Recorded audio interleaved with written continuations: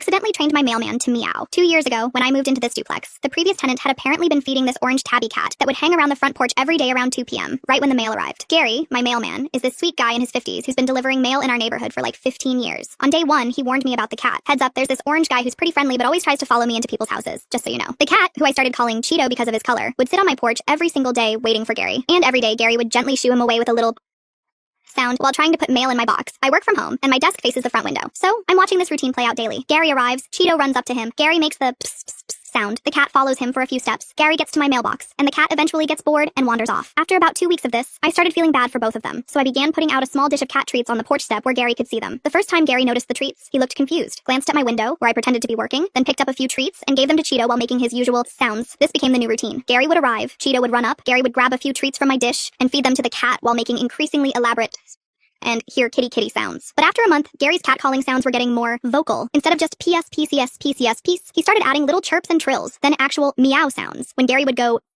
Cheeto would meow back. So Gary started meowing back to that. By month 3, I'm watching Gary have full meowing conversations with this cat. Not just feeding him treats, but sitting on my porch step for 5 minutes every day, meowing back and forth like they're discussing the weather. Gary arrived one day and Cheeto wasn't there. Gary stood on my porch, looked around, and then just meowed. Loud. No! No! And since Cheeto always responded positively to the meowing because he got treats, Gary's behavior was being reinforced every single day. I started noticing Gary meowing at other cats in the neighborhood during his route. The lady across the street asked if I'd gotten a very loud cat. Cats love Gary now. He's like the cat whisperer of mail delivery. I've seen him with like 5 cats following his mail truck some days. He told me last week that cats just understand him now, and he's thinking about fostering when he retires. It's kind of wholesome. Sometimes I just sit at my window at 2 p.m. and watch Gary have his daily philosophical discussion with Cheeto.